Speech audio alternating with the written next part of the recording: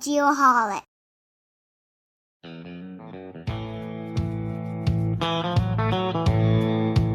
Here we go. Hey, bartender, Makes me want to drink a beer. So I guess I'll do that. You're ready to come to the right place. About as good as it gets. Mm. Here's a 20 for the jukebox, crank it up, please. Here's another 50, run a tab for me. All that stew's not There we go. taken, girl. Let that kick in there. Yeah, let it kick in there just a little bit. Welcome back to Geoholics, episode 235. 235. Indeed. And man, we got a lot to catch up on. I feel like it's been a while, although we have to talk about last week and being at the Drone Deploy conference. Yeah. That was a great day. Amazing. Those guys did such an incredible job. We spent a day with them. I think it was like a 3-day event. Spent an entire day, kind of like the main day, interviewing, folks that were attending, and we got to interview the CEO and just great people all the way around. Yeah, we cranked out 10 interviews. That was a lot. That was a busy day. Yeah. But it was so well done. Like you and I go to a lot of conferences, and I think we were both shocked on how not because we doubted them, but how shocked for a smaller event. It was like 400 people. Yep, 400 people. Right in town at the Camelback Inn or Camelback Resort there. Beautiful setting. But I mean, just the professionalism of this was. I mean, I was legit. Very impressed. Absolutely, and everybody we met from Drone Deploy was just so pleasant to talk to and so helpful. Yeah. And I just can't say enough. And you missed the After Dark event. Oh yeah, how was that? Unbelievable. Yeah. It was so much fun. Did you wear your cowboy boots? I did. Wore my cowboy boots. And they were giving away Drone Deploy cowboy hats. Like everybody got. Yes, that's cool. Nuts.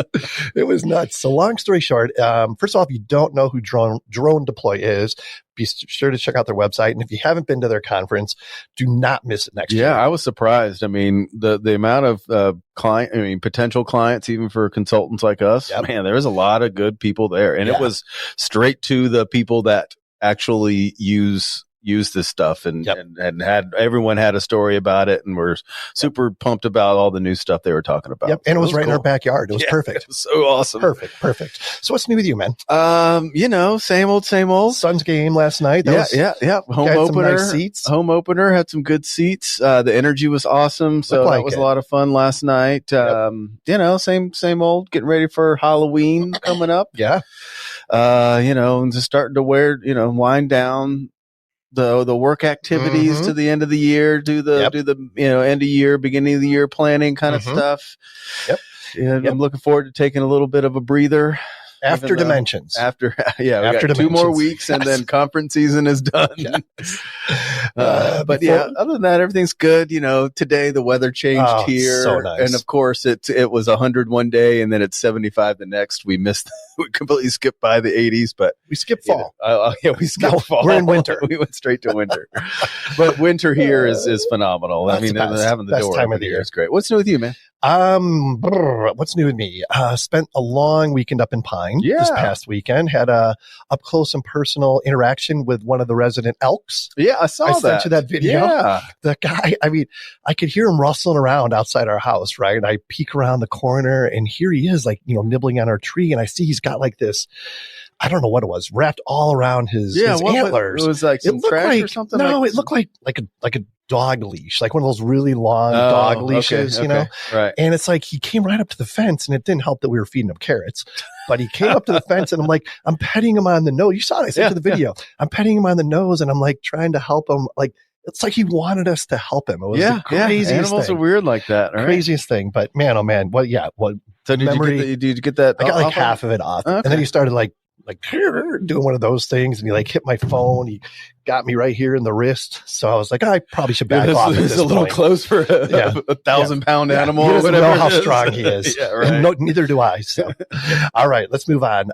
Next up, we have the NLC Prep Song of the Week. Very fitting for this evening. That's right. NLC Prep is for those dedicated to passing their land surveying exam the very first try. To find out more, go to nlcprep.com. What do you got this week, Sean? New artist to the old playlist. And I like it. Yeah, that was let's call it a group, a person called Zach Top. Mm-hmm. Song is Cold Beer and Country Music. I'm going to try to do this without getting Southern twang in when I talk. When Good I say luck. Zach Top is a rising country musician known for his throwback sound, inspired by '90s country legends like George Strait, Keith Whitley, and Randy Travis. Zach began performing at just 7 years old, performing a bluegrass band with his siblings, and later joining the award-winning bluegrass group Modern Tradition. His passion eventually led him to Nashville in 2021, where he signed with Major Bob Music, quickly establishing himself as a promising new talent.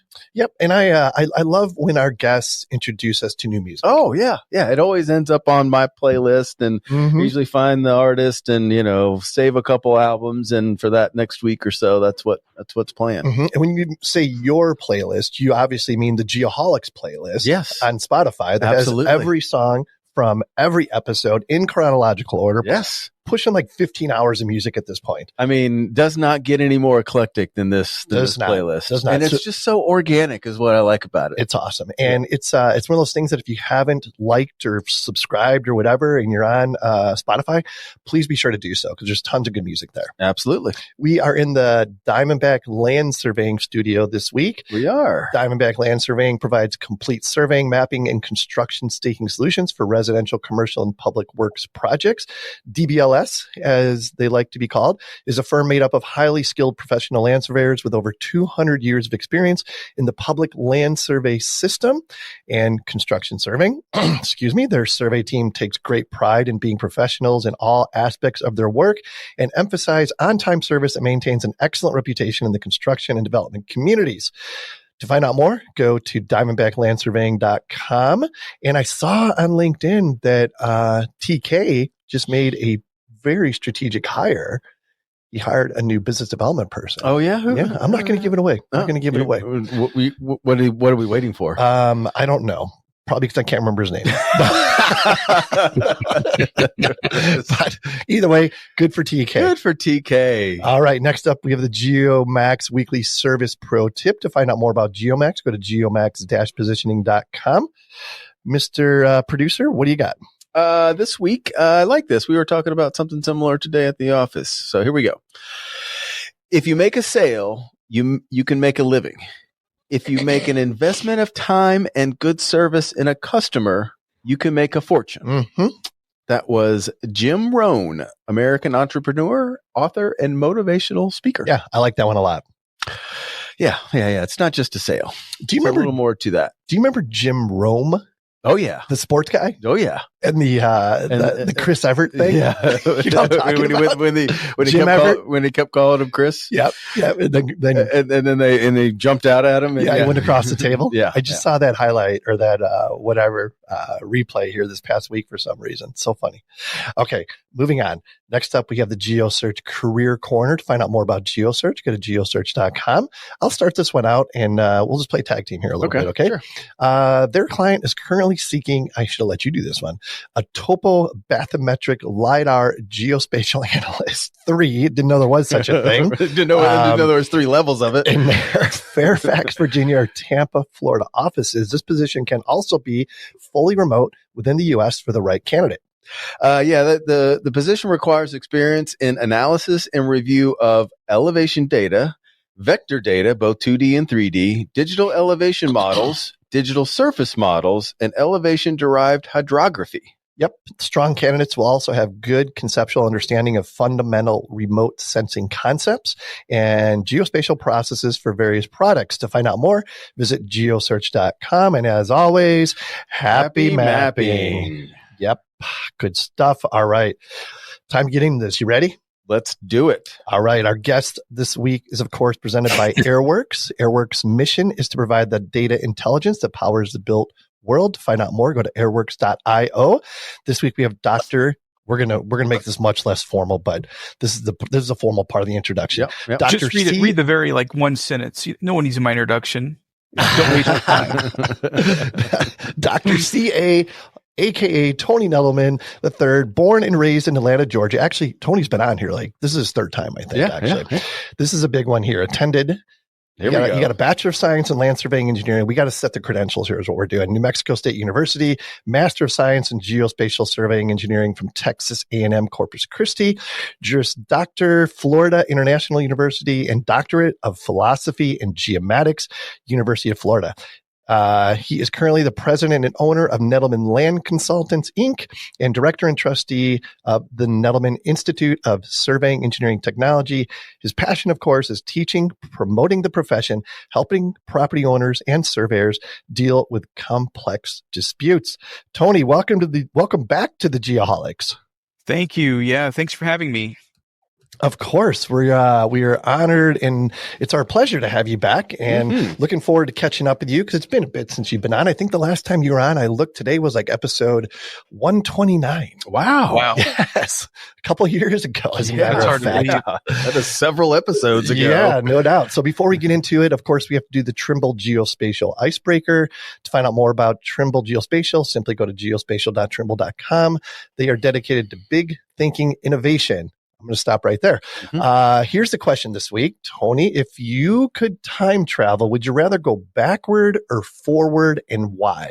I think I'd like to go backwards in times. I really enjoy history. I like, different time periods and different cultures. And, it's much more interesting. And plus, I think, I don't know how things are going. Is it evolution or de-evolution or something like that? But I think I'd rather go backwards. I kind of agree with you. Yeah. What is the backwards of evolution? Is that de-evolution or something else? I think that's devolving. Re-evolution? I don't know. That's a great question. Devolving. I think you're right. Yeah. What do you think I'm going to say? I think it changes for people. Oh, I am 1,000% forward. 1,000% forward. 1,000% forward. Okay. I am not one of those people that think that we have peaked as a species and everything was better before. I think it is more awesome every single day. And in 100 years, I just cannot. I would much rather see where we're at in 100 years than 100 years ago. Yeah, I can't disagree, but I think I just don't have this dystopian vision that the Terminator movies and we're all just controlled by robots. I think that the robots are going to be doing so much cool shit that we would be blown away of how amazing it is. I agree. But that's just my optimism. Yeah, yes, you the eternal optimist over here. I would normally, I think in the past when we've had this question, I probably said forward. But after, like, in the last year or so, finding out that I have a half brother, I'd kind of like to know what my dad was doing back then and how this all happened. But you don't want to. You don't want to know you don't want to see what your soon-to-be grandchild is going to be doing. That's a tough one. That time, I wouldn't that be cooler? Ultimately, probably yes. But in the back of my mind, I'm like, man, I really don't want to know what happened. Okay, all right, that's fair. But that's all fair. Good stuff. All right, let's get to know Tony a little bit more. So Tony, of course, as most of our listeners probably know, he is an expert witness, an educator, an author, and a speaker. So Tony, I got to ask you, talk a little about each of the different things that I just mentioned and what is rewarding for you with each of them. Yeah, that's a great question. So, the two things that I primarily do, day to day is the solving property disputes in the expert witness. We call it a profit center. And then, building educational content for surveyors at the NLC Prep Profit Center. And, I really enjoy the expert witness work because it's so diverse. Like, it's hard to even, keep track of things sometimes because you've got a riparian dispute in Louisiana. You've got a oil and gas ranch dispute in West Texas. You've got a, Indian tribal versus the feds versus the state in North Dakota. You've got a condominium issue in Rhode Island. It's just like, 4 things I worked on in the past few weeks. So it's very, very, diverse. And there's so much, I like history and there's so much research. Like I was reading a order from President U.S. Grant setting the new boundaries of the Indian reservation. I mean, where do you get that stuff? It's crazy. That's awesome. One of the clients wanted like the research to be done in a few weeks. And I was like, let me tell you kind of how this works. The attorneys are very like to the point, like, let's just get it over with and move on. Yeah. Well, I want to get it over with too, believe me. but it happens in like a you few also want to tell the months story, or a few right? years. Yeah, exactly. I mean, you want to have the facts before you make your opinion. You know, that's important. So yeah, it's very diverse.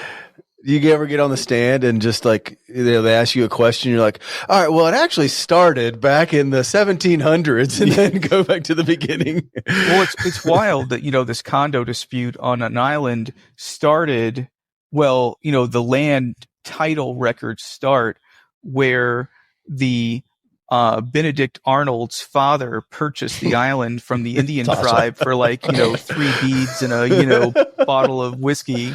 And, you know, and they want to know the boundaries of the island. Well, you got to start back at the original. It has a legal description, you know, so you got to start from the very beginning.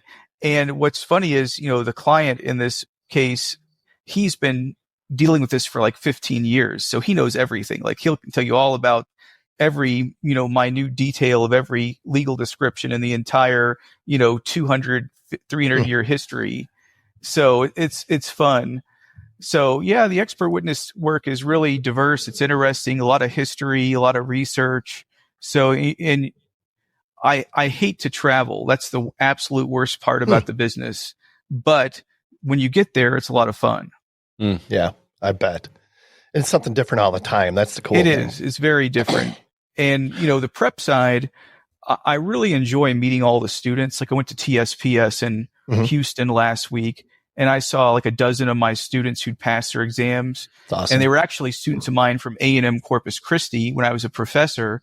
And then they took the prep material and then they got licensed. And it's been a little while. So some of them are project managers, have their own business. So they've done, you know, really exceptionally well for themselves, you know, with their license. So it's very rewarding to meet all the students, to get to know them, you know, and how the prep material kind of, you know, spring launched their little, you know, career and got them started. So what inspired you to start NLC Prep? So I went to law school at Florida International University in Miami. And as part of the law school program, your last semester, you have to pay $1,000 to the university. And that gets you any law school prep course you want. Like they have a whole bunch of vendors. There's a student representative. You walk up, I want a Kaplan course. I want a Princeton review. Like there's no money exchange. You just, the law school, you must pay for this prep course. So I spent months doing this law school prep course to pass my bar exam. And it was crazy, the amount of information. I mean, just thousands of hours, huge, like just like a dozen huge books. I mean, it was an intense course and it worked. I mean, I think I took the Kaplan course maybe, and it was so good. Like I went to the bar exam in Tampa and there's like thousands of people and they're all like freaking out. They're crying. They're drinking, you know, alcohol. They're taking pills. They're doing everything they can to like, just like, you know, make it through. Sounds like a podcast. Yeah, exactly. And it was just wild. You know, parents are like cajoling their 25-year-old children while they're crying in the parking lot. I mean, it's just wild, you know, and there's so many people, you know, it's this huge convention center where you take this exam and it's just folding chairs on picnic tables. I mean, that's all you get. Wow. Yeah. And I remember walking in and the security guard's like, "Good luck, sir." And I was like, "I don't need luck. I got this. Like, I know exactly what I'm going to do. I'm going to be fine." Because I took the Kaplan course and they covered everything in like awful detail. I mean, it was just excruciatingly minute detail for everything. And I thought, I passed my FS like 5 or 6 years ago. I went to like a live course. It was okay. It was good. It was decent. I had no material for the PS myself. I just read a bunch of books and I didn't know what to expect. I just went in there and, you know, whatever happens, happens, I guess. But I was like, why can't there be like this amazing Kaplan review course for surveyors? It's just weird that there is no prep course for surveyors. And I said, I'm just going to make it. And if anybody likes it, that's great. If nobody likes it, I guess I'll just, you know, fold up and who cares? I had so many students at A&M Corpus who were like, well, how do I pass this exam? What do I do? You know, what do I expect? What is this? No one had even told them how to get a surveyor's license. You know, what are the exams? What is the experience? Nothing. They just graduated and went off into the universe. And I hope they figure it out on their own because there's no one else to help them. So they started taking the course. and they got, very good results. So I just kept on building and kept on building. And, it's certainly much better today than it was 5 years ago. Mm-hmm. So you started 5 years ago? Believe it or not, I think it was in like maybe 2016 or 2017, something like that. So it's been, maybe 8 years already. Wow. Yeah, it's hard to believe. And it's gone through so many iterations. I mean, I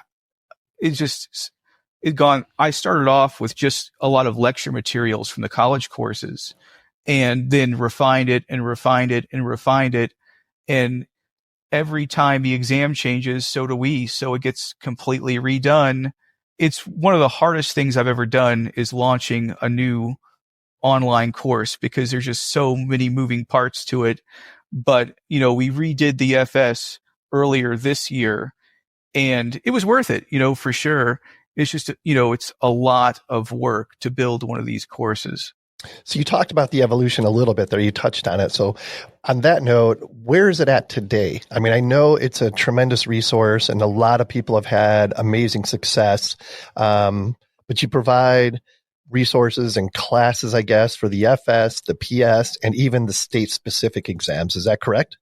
Yes, that's right. We really focus on the two national exams, the fundamentals and the principles and practice, because that's what everyone really needs. And, we used to offer a Texas and a California, but I took it offline because I wasn't happy with, the complete set of content. So I've just been slowly adding courses as I've taken Gotcha. them. Like, I took my Virginia exam, and it was a really grueling state-specific. It was an engineering exam, basically, with a few surveying questions. It was like, calculate the rainfall at a shopping mall. And I was like, okay, should I just kill myself now, or, we're going to actually finish this exam? I brought in, I think, 8 binders with like 8,000 pages, 9,000, and you used it. Like, you had to find all this stuff during the exam. So what I've been doing is I've been taking the exam, building everything I want for myself, taking the exam, seeing what I think about it, updating the content. Just like, if I knew everything I knew now, what would I do? And then launching the state specific. Gotcha. It's so weird. Like, every exam is so different. Alabama is different than Wyoming, is different from Rhode Island. Mm-hmm. And it's like, why are we doing this to ourselves? Like, is this really helping anybody? Yeah, that's a good point. Yeah, I don't really see the benefit as much. I mean, I get it. Everyone's different, everything. Yeah, well, I mean, each state has different statutes. So I understand that. But to the extent of putting somebody through an engineering exam just for the privilege of, I think it's more like a status symbol. Like, let me abuse you as much as we can. Yeah. So that we can make sure that you really remember this one. So I got to ask you, what state is the biggest pain in the ass? What state has the highest status of in the lowest pass rate? In the lowest pass rate, it has to be California. California has like a 7% pass rate, or like a 10% pass rate. Wow. And the questions they ask are beyond PhD level. They're like unsolvable. I had one question about a satellite constellation or something, and there was no right answer. Like, do you want like all your satellites dispersed? Well, yeah, but what if they're a little more dispersed and they're higher elevation? Or like, I was like, there's no right or wrong answer for this.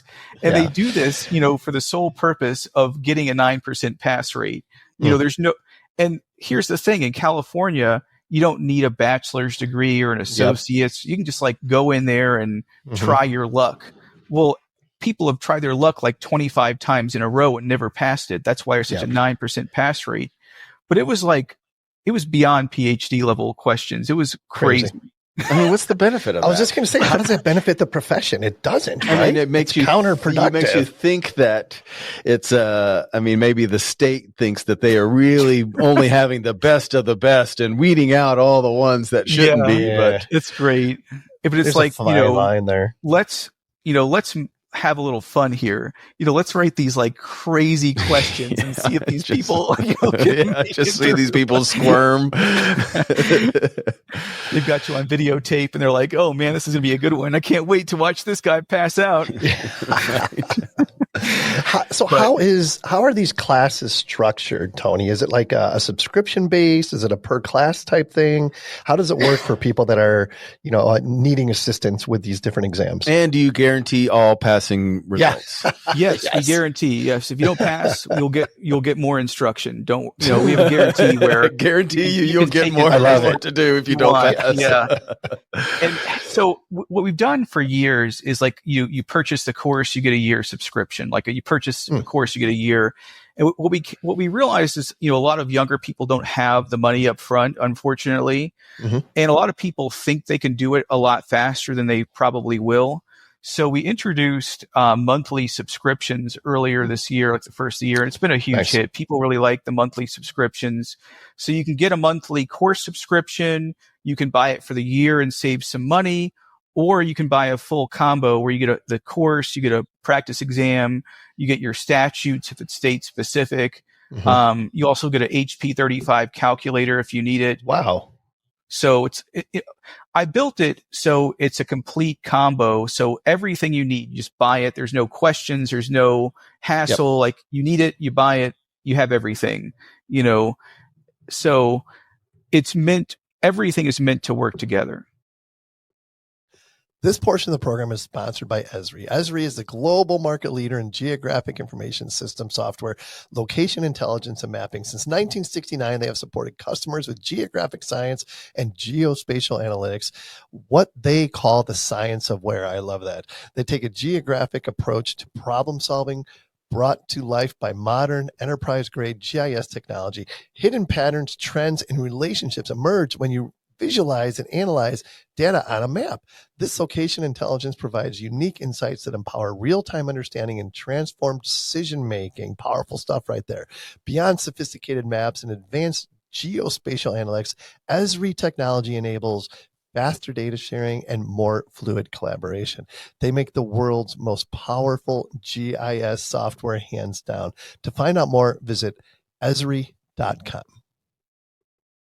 Expand on the calculator, I think, because I think I read that not only do you just get a calculator, but it's like pre-programmed, right? Yes. Yep. It has all the surveying programs, COGO, curves, basically whatever programs you need for your FS and PS exams, it will have it. And there are some exams like, I don't know, Rhode Island, where you'd never use a pre-programmed calculator. But there are other exams like California where you have to have it. The horizontal, vertical curves, the earthwork, the area, you've got to have that. I don't know how I passed California, frankly. And if I didn't have my pre-programmed calculator, I would be in a lot of trouble. And I've taken a few exams recently where I forgot my calculator. And let's just say bad things, bad things happen. Things result. Right. That's so funny. And one thing I want to mention, also, if you go to the GeoHolics Marketplace, NLC Prep is there and a link to all this information. Hey, way to work in the marketplace. Yeah. There. You see what I did there? Yeah, I like that. Yeah. Not just a pretty face over here. Yeah. So how do you keep up with the changes? As the different exams change, how do you incorporate those changes into, your resources that you're providing? Well, the first thing is if the exam changes and I'm not 100% confident, I'll take the course offline. Like Texas changed a year ago. We took the Texas course offline. Now, after talking to some students, really nothing changed. They made a new name for it and they kind of rearranged some stuff. But so that's coming back online soon. But, the first thing is, we don't ask students for questions. We don't send people to take exams. We don't have to. Like if they give us a blueprint, we can read the blueprint from NCEES and make a pretty educated guess. Like no one's hiding the content from you. So we go through and we basically build the course from the published blueprint. So if it says ASCE standards, we go find the ASCE standards, use a little, what do you call it? Induction, deduction, whatever, to figure out what we think that means. And then we build a module. And we're always building new stuff. Like, we don't do like a giant course update and everything's new. if we get some feedback and a student says, man, I really got my butt kicked because I wish your course would have had X. Well, we have a recording studio, audio, video. We have an audio booth. We have a couple of different sets. I just go down to the recording studio and record a video on X. And, typically we have a few students who'll give us the same feedback. We'll add that to the course. Yeah. So it's almost like a supplement, right? Yes. Yeah. We supplement all the time, Okay. And it could be as something as simple as like a YouTube video, like a 5-minute YouTube video, or we'll post it on YouTube and we'll put it in the course if it's a minor supplement, or we'll make a whole new lecture video and add it to the course module if it's a kind of a major update. So we're always supplementing new material based on student reviews and student feedback, and just looking at the blueprint and thinking, what does the test company expect us to know, and what are we covering? And I got to the point last year where I got smart and I mapped out every single word on the NCSS blueprint to every single course and module in our content. So I know for a fact that it covers every everything. word is covered. Yep. So it's very detailed, and we're always adding stuff because I like recording stuff. I like teaching. So I don't mind adding more stuff. Sure. So yeah, I mean, that's how we do it. And it's just wild that a lot of states, they don't have a blueprint. Like the Rhode Island, it said, bring this material. It's like 4,000 pages. Well, I can guarantee you, if I would have known what was on that exam, I would have brought a lot more stuff that was absolutely never mentioned on their little, guidelines. And they say at the end, this is not a comprehensive list. That's an understatement. Yeah, right. So how did these things change over time? Is it mainly like the changes in technology, or is it they had too many people passing, so they have to make it harder and control the pass rate? Yeah, that's a good question. A lot of states, it does not change. Like the regulations in West Virginia were written by a guy named Henry Sipe. He was a master's educated Yale forester who went to West Virginia. Like this will happen once in a lifetime, or probably once in like a millennia. So he wrote the board regulations, and I think he wrote the exam. And I would not be surprised if the West Virginia exam is quite similar to that from the 1960s. Wow. They still use magnetic declination for property surveys in that's required. You must use a magnetic declination for property surveys in West Virginia. It's pretty, I have a lot of old surveying equipment, so it's pretty cool, but, but NCSS has a real system. They have, several committees, the content goes to one, the subject matter goes to one committee, then the technical content, then the exam questions. So NCSS is in the business of writing exams. They do a great job. State specific, now that's a whole nother story. Like in Texas, when there was a land surveying only board, they would write the questions and then they would give the questions to the students, and then they would decide if the questions were valid. Now, it was some crazy exams, like, stuff diagrams that were really confusing, questions that could have had 3 different answers. They'd triple key an answer so 3 out of 5 was the correct answer, crazy. So state specific and national exams, there's a very different system. Yeah. Yeah. For whatever reason, this crazy memory popped into my head. I was in a fraternity in college, right? We know. And there was file cabinets of folders from all the different classes where people would take their projects and stick them in there, and copies of exams and stick them in there and stuff like that. Yeah. So the next generation coming through can go to that file cabinet, pull out the resources, whatever. So I'm thinking Tony's probably got a file cabinet of all the exams from all the states that he's just pulling out. And if you're part of the Tony fraternity, you get a copy of that stuff. I have so many different resources for these exams. My memory has lost like 90% of it. It's just crazy.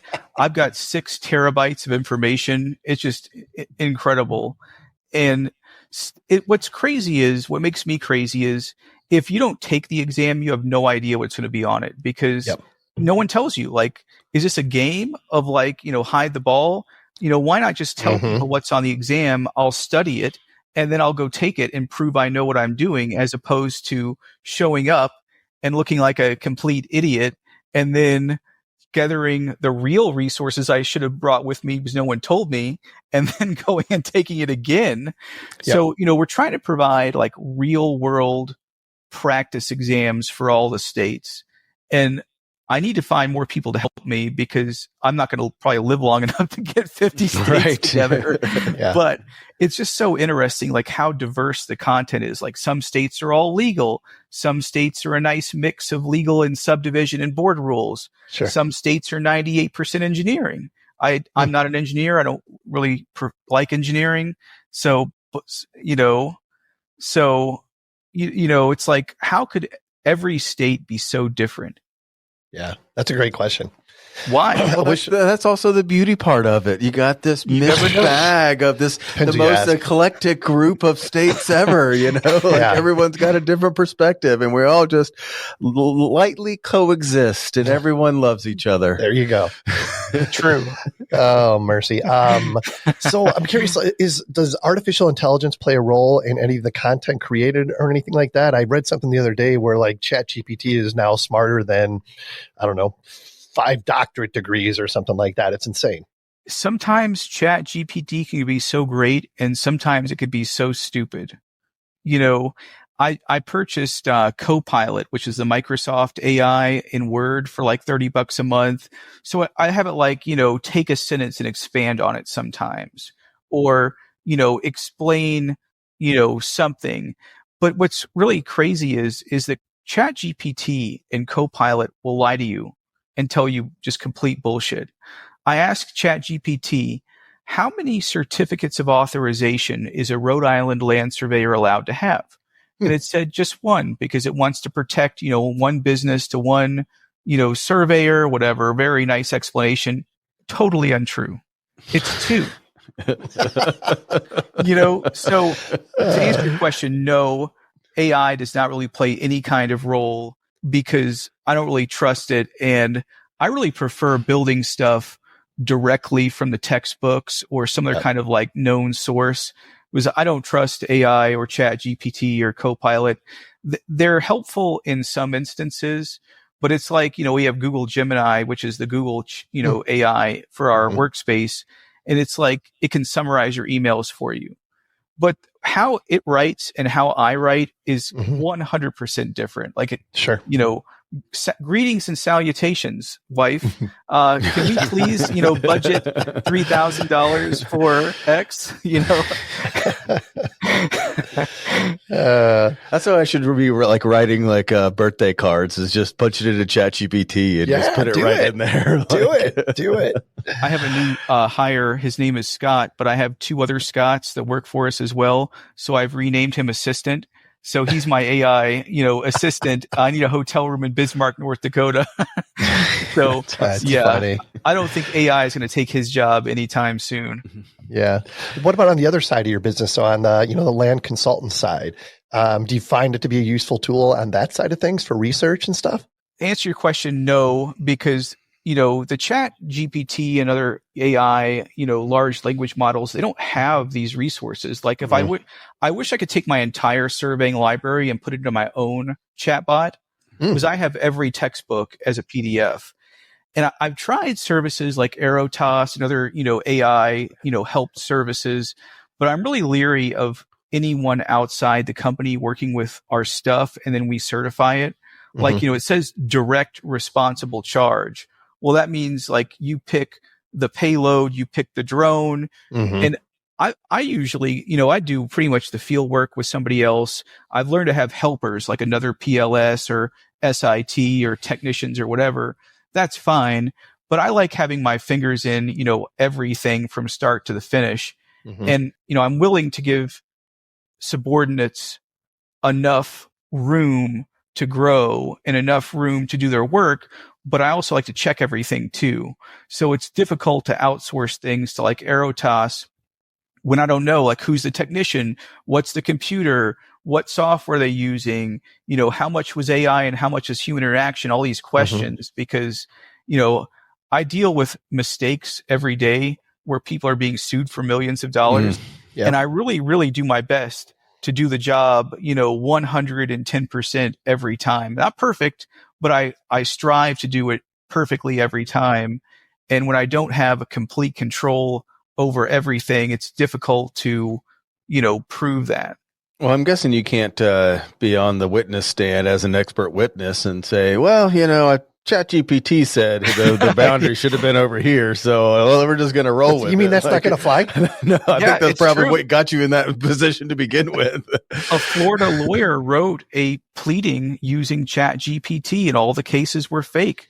And they really should lose their license. They should have it taken away from day one.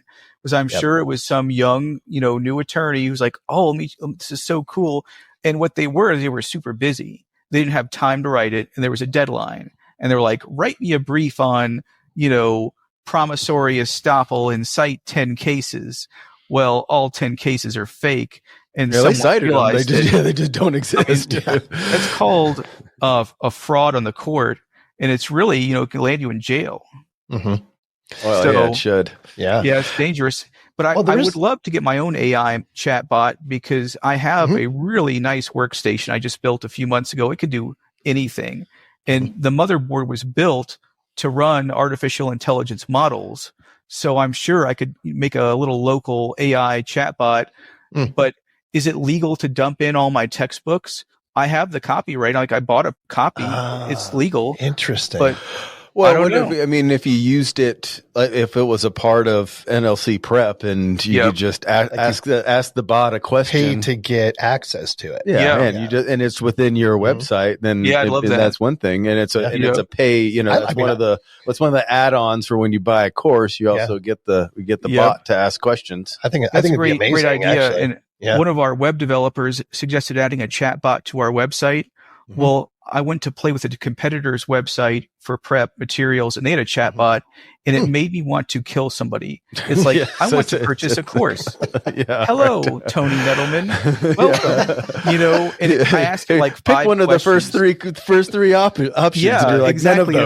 None of those. I bought a course from them, and I was like, I'm having problems with this course logging in. And it's like, greetings, Tony Nettleman. How was your day? And I was like, we are absolutely not installing any type of chatbot on this website. Like, we're not those people that were putting you through this. I had a couple questions about that, about the web or the NLC prep and kind of going into, I was curious because you mentioned, some of the young people, like what's the general demographic of the people that are signing on and getting courses? Is it the old guys or the young guys? Young guys, pretty much. There's two groups of people. There's the young people getting their license when they're, just starting a career, just graduating college. That's the majority. And we've had quite a few like older technicians who've been working in the field or in the office for decades. And they're like, why didn't I get licensed 30 years ago? Because I could have made double the money. But mostly it's 25 to 44 guys getting licensed. That's primarily the demographic.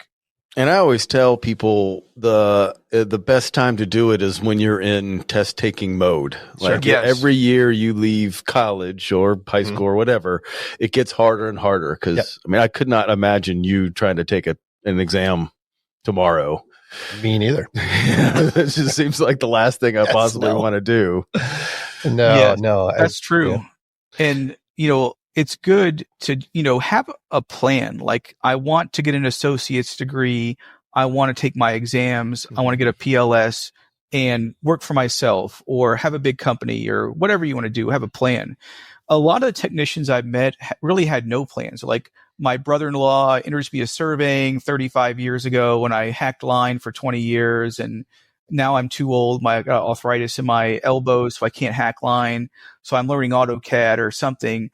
But, you have to have a, positive plan. You can't just let life kind of take you where it takes you, and then you end up wherever life puts you at the end.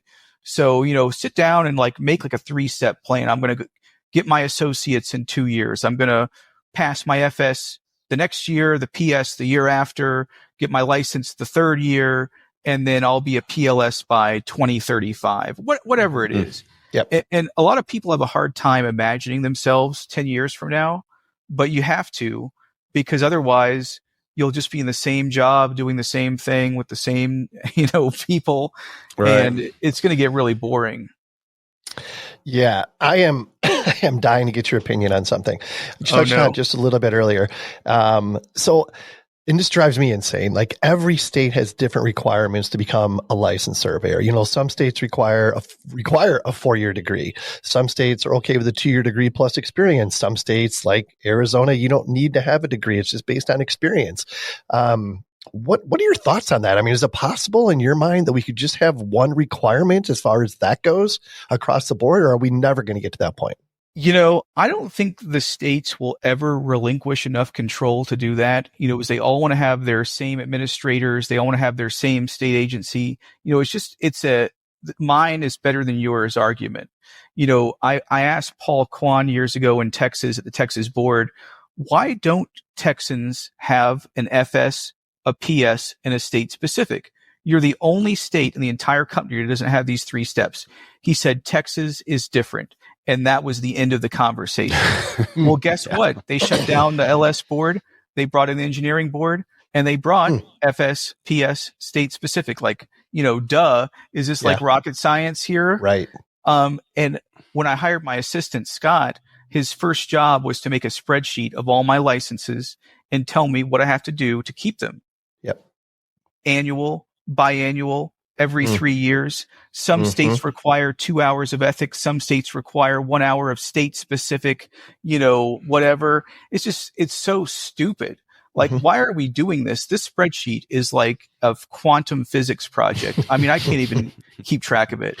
And well, so sure, every month you're renewing a new license, right? And he was like, how is this possible? Like, how could this be, 2024? It's like a, PhD dissertation to keep track of a stupid license. Yep. And every NCAAS has a model rule that says you get 15 hours every year, whatever you want. Okay. Well, let's all just adopt the 15 hours a year. You're not going to be a better surveyor to 2 hours of ethics. If you're an unethical person, that's not going to help you. So, why does some states like New Mexico, the middle of nowhere, have a 4-year surveying degree, while states like California have no degree requirements? Like, it's crazy. So it is stupid. And I have no idea how to fix it because the state boards, it's their way. They know better than all 49 other states. So if you want to be a Rhode Island surveyor, you got to have so many hours, and like only 10 hours carry over per, biennium, or like, is this really helpful to anybody? Great question. I don't think it's helpful for anybody. No. It's like, other than for that own state to be able to say that, yes, we make our rules and this is state specific. It's not, I don't get it either. And my suggestion is have like a rule where if you're out of state, it's the out of state rule says for every out of state surveyor, if you meet your home state requirements, that will automatically suffice for this state as well. So if you live in Texas, you do your Texas requirements. It's reciprocity for the other 49 states. Like, what's the issue here? This portion of the program brought to you by Cyanic Automation. I'm so glad to have these guys back. Cyanic Automation is a boutique software development house based in Canada. Y'all know how much I love people from Canada. Mike and Doug, love these guys. Met at Matricon in 2003 and worked on many projects for high-profile Fortune 100 companies. Mike saw a large market of SMEs that also needed to automate their processes, but at the same time was not being served. From this need emerged Cyanic Automation with the goal to improve human productivity and fulfillment at work via automation. Their enthusiastic, devoted, and highly skilled team works to deliver exceptional custom software solutions to small to medium-sized businesses.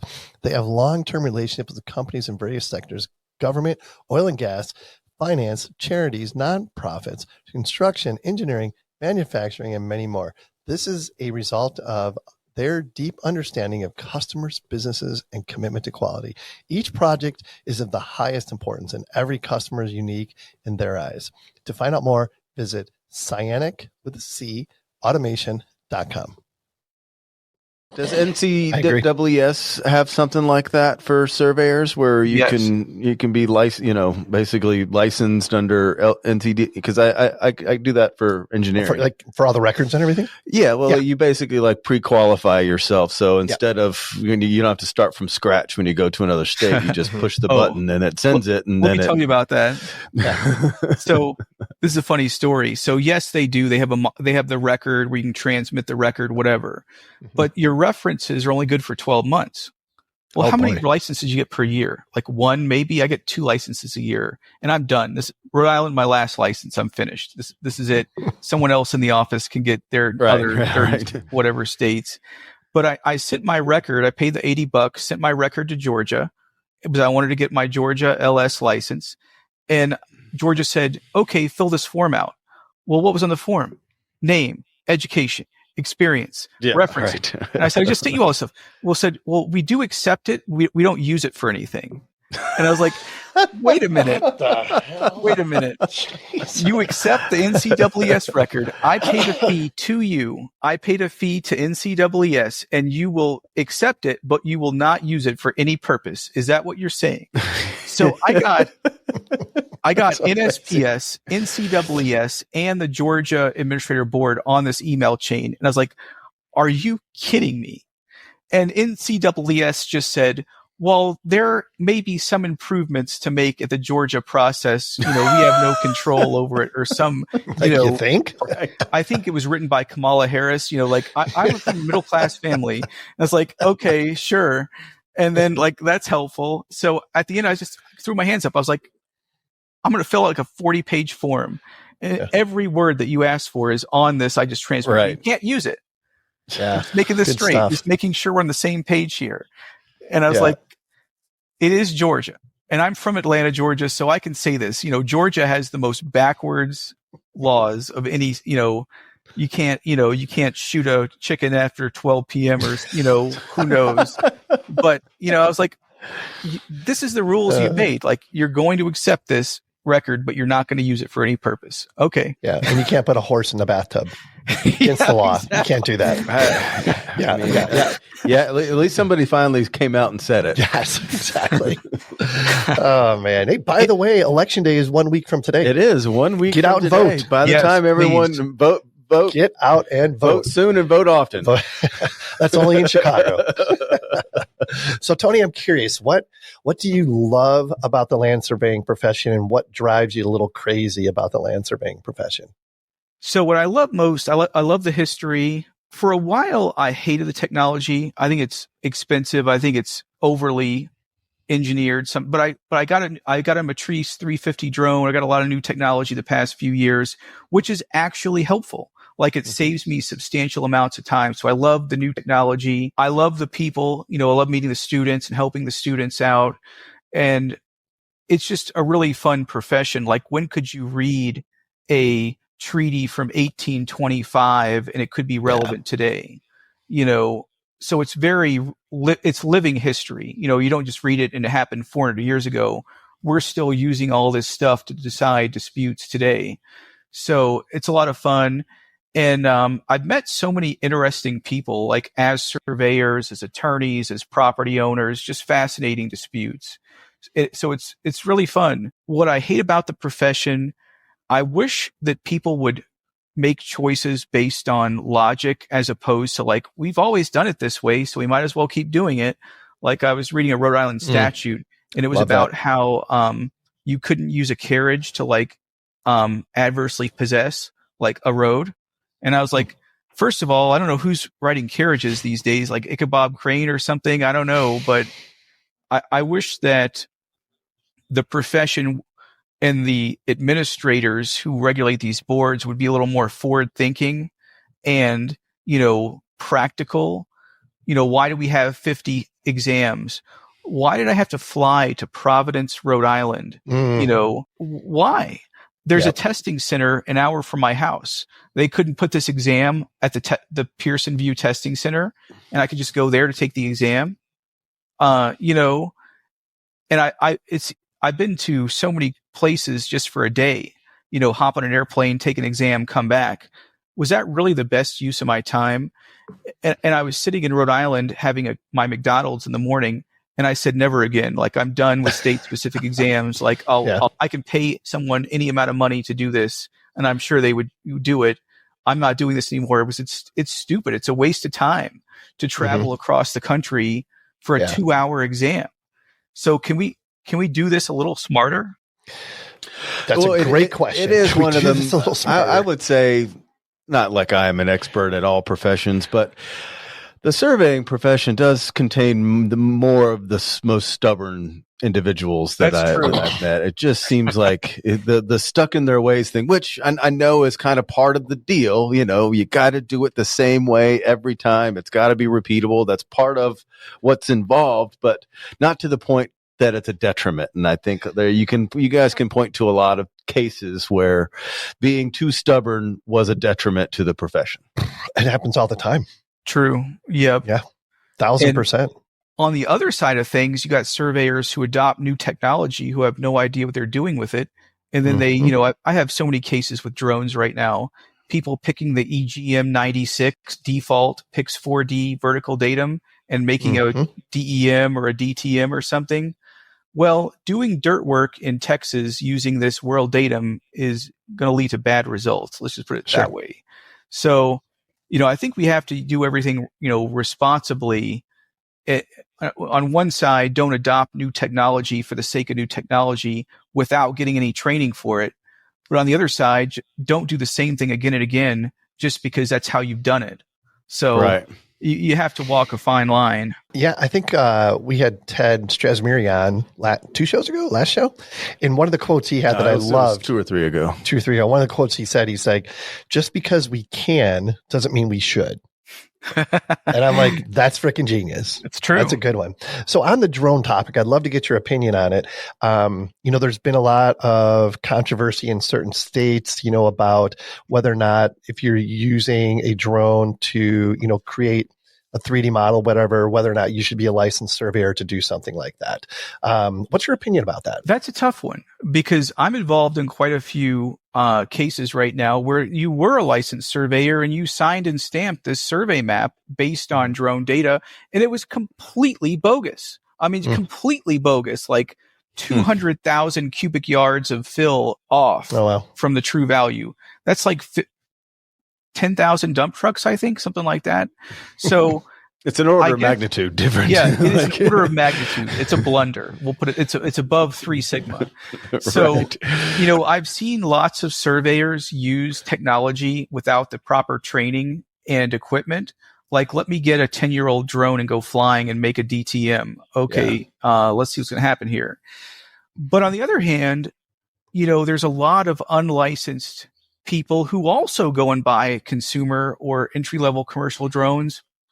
They're like, oh man, I can make a LiDAR model and make like $10,000 in a week or something. And it's like, I would bill $10,000 for like an hour of my time, not a week, first of all. But they're producing these products which are not survey grade accuracy. And people say, well, it's not signed and stamped, so everybody knows that it's not survey grade. Not true. I've had so many attorneys take a draft of a document and think it's a signed and sealed survey and try to use it in court or other things. And it's like, where's the signature? Where's the stamp? So the average consumer does not know the difference between survey grade and not survey grade stuff.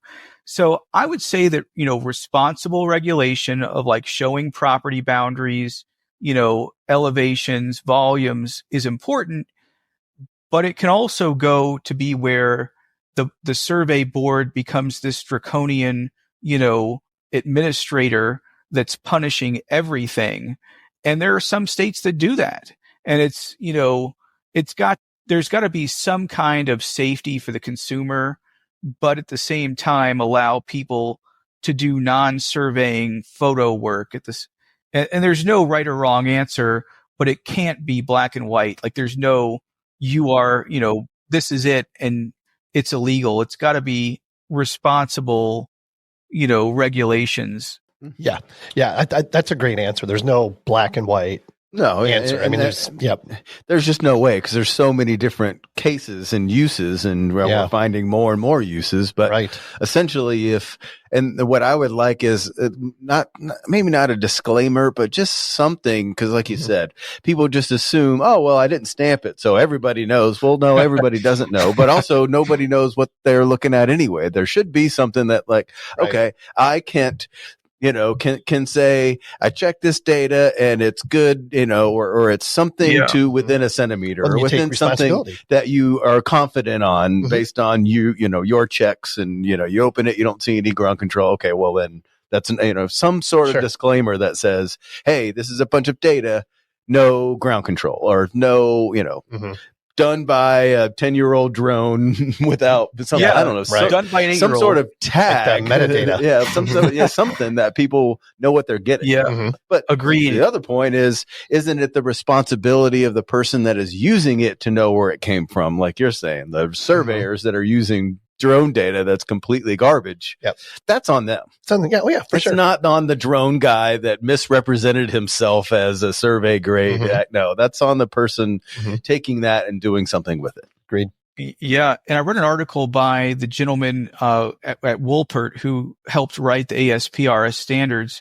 And he wrote this article, and I think it was XYHT, about how surveyors don't understand statistics and precision and things like that.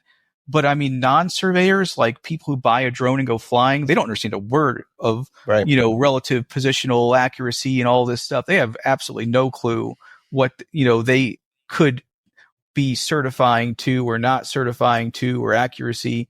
I mean, they have no clue what RMSE is or any of that stuff.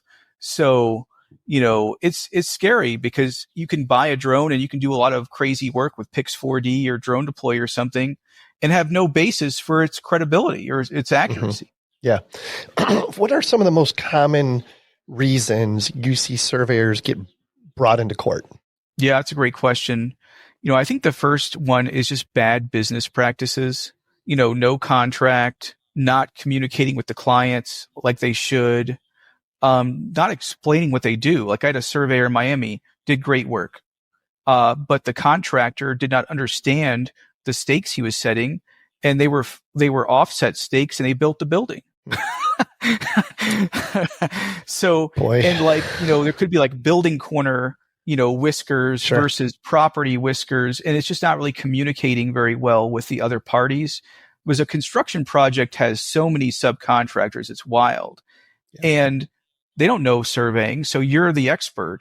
But, if your information gets miscommunicated, crazy things happen. So, number one, bad business practices. Surveyors are notoriously bad business people. I think I'm a pretty bad business person too sometimes. Made some stupid mistakes. Also, buying technology and not knowing how it works, and then certifying to accuracies or precisions. Like, let's buy a EB SenseFly and go flying. Put my son in charge of it. Well, the son picks the wrong vertical datum, and now we got, $3 million of dirt that got moved when it never should have, or, crazy stuff. Definitely, technology is a struggle when it's an established surveying firm using new technology. Like I pay the manufacturer or the dealer to train me and my people. Like we will get a course taught by the dealer. We will have them give us a certificate of completion. Like we know how this stuff works and we're learning every day, but we've made the effort to get the training before we ever use a new piece of technology. And I have proof we got the training. Have you seen that be beneficial in litigation? Absolutely. I have a surveyor who's being sued, and they ask him how he got trained in his new drone. And he said his son took the LinkedIn course. Wow. That's awesome. That's awesome. Wow. I was like, well, crap. You went to the LinkedIn remote course. Like you're good. Like, let's just close the clock. No, it's over. Jeez. And, unreal. People using like, their GPS equipment, like wild ways, like doing localizations on like crazy points, and then have like a 5-foot horizontal offset to everything. Like they shift everything 5 feet. I was like, this is weird. Like, what in the world is going on? And you check the localization, it's like on the wrong point. And so like they have, they measured the same rebar 3 times, but one's over here, one's over here, one's over here. Well, if they just would have looked at their 3 Trimble Business Center data sets, like, why is my rebar moving every time I go do a survey? This is weird. Like, what is happening here? This is interesting. So, technology and poor business practices would probably be the top 2 I can think of. And like on the same note, what are a couple of the biggest mistakes surveyors make when they get brought into court? I've had some surveyors try to represent themselves either in court or in front of the state board. And if you ever get in a civil lawsuit or a criminal, allegation or a board complaint, whether it's true or not, whether it's completely unfounded, go find an attorney. Like, just go get an attorney day one. Yep. I had a surveyor call and said, well, I've got this, I have to answer this complaint for this lawsuit and it's due in like 3 days. And I was like, oh, good luck, with that. So, yeah, I mean, I think that the surveyor should definitely, carry a good amount of liability, insurance for sure. Because I've seen so many good surveyors get sued, for nothing. They did a good job. They're still getting sued. So doing a good job is not a defense until you get to court. So if you're in any kind of legal issue, get an attorney. Yes, very good. Great advice. What about on that same topic? Because you were mentioning the property boundaries and property disputes. What are some of the what's the most common reason, or what do you? I mean, I know there's all kinds of different, but what do you see the most when there's a dispute on property boundaries? I always love those stories. So, I mean, it really could be anything. I mean, it could be a boundary dispute, could be riparian, could be construction defect. I mean, it really, who knows what the issue is going to be. It seems like, construction is always a heavily litigated topic because there are so many subcontractors who could screw something up and then the surveyor could be blamed for it. But also, the surveyor is the first one in and the last one out to every construction project. So they are heavily responsible for everything that goes on there positionally. So it really varies. And really fun thing about my practice is, over the years, we've kind of transitioned from like private disputes to more like state disputes, federal disputes, large companies or large, conglomerates. So the scope and the complexity has increased as the years have gone on. So it's much more interesting and diverse. I can imagine. Yeah. I mean, last time I worked for a company that did a lot of construction staking, first of all, communication is huge on the job site. And documentation is huge. Obviously, it's still a really good practice to take field notes. And what was the other one? And it's almost gotten to the point, there's so much CYA because everybody's pointing fingers when something goes wrong.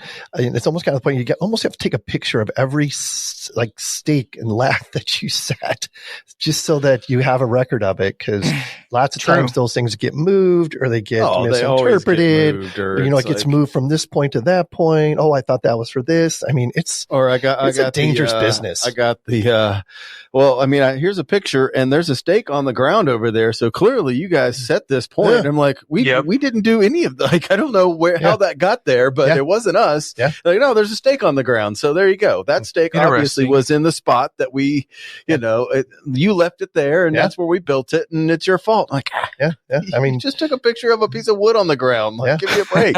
Like they say, crap rolls downhill and more times than not, fingers are pointed at the surveyor, unfortunately. But like Tony said, when you're the first in and you're the last out, there's a lot of responsibility. You're catching a lot of it, and there is a lot of CYA, but it's also for a reason. Yep, because you have to. Not only because you have to, but we're the record keepers. Like we're the guys that actually write the stuff down. Everyone else comes and just blows and goes and does whatever they want. It always comes back to, okay, who's taking notes here? And it's usually the surveyor that's like, oh yeah, I actually have that point. I have that stake point. I can tell you where that went. And I do actually have a picture.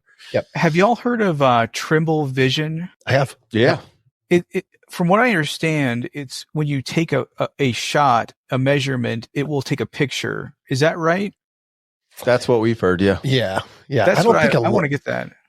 I want to buy that. It looks amazing. Yeah. I mean, Trimble is doing some really great stuff right now. Well, we'll be there in 2 weeks. 2 weeks. Yeah. Yeah. So we'll hear all about it. Yeah. Yes, find me a discount when you go. Find a dealer to give me a good we price got you covered, Tony. We got you covered.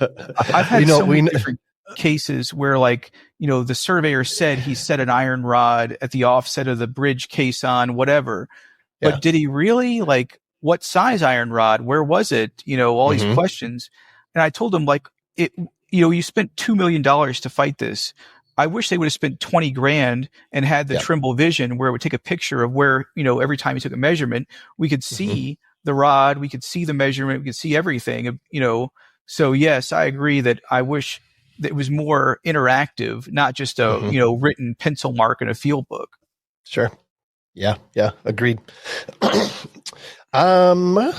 covered a lot of really good stuff here. Tony, is there anything that we haven't asked you about that you want to make sure you get out there? I don't think so. I just want to tell everyone, all the students, thank you for buying our courses, and let them know we're always updating. We have a lot of cool updates. The PS course is getting updated hopefully in December. I'm taking some time off to do the course update.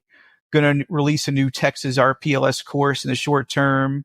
And I guess lastly, if anyone knows a survey technician and or a professional surveyor looking for a new position, let me know, because we're looking for a PLS, an SIT, some technicians. We have so many crazy projects right now, and I'm trying to build another team of like a surveyor and maybe 1 or 2 technicians to join us.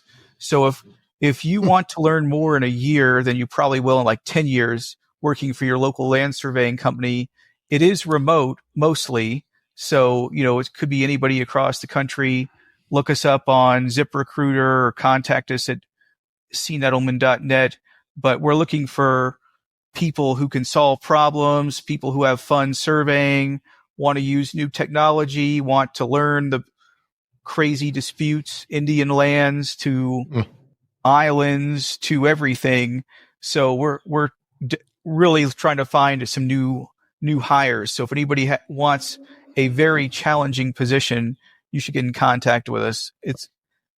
You will not be the same person. How that changes, I can't guarantee you, but you won't be the same person. Yeah, that is an amazing opportunity, right? It really is for everyone not working for Alta. Yeah. If I wasn't happy, I would be reaching out to Tony. Yes, that sounds great for everybody except myself and my staff. I even consider buying a business, like buying an established, like small surveying firm. Yeah, but that's the way to go. Thing is, these small firms, their record keeping is so bad. They're like, what's your business worth? $1.2 million. Oh, yeah. Okay. Tell me why. Well, I got this GPS unit that I bought 15 years ago. I got a 10-year-old GPS. I have a truck. I have a field crew. We have with 200,000 miles on it. I only had to borrow $80,000 last year to stay in business. And I was like, if that's the case, then let's But I got all of these records that are priceless. I've got plaid cabinets over. Yeah, it's wild. We found our local surveying records at the dump. The surveyor died, and his kids just took him to the dump.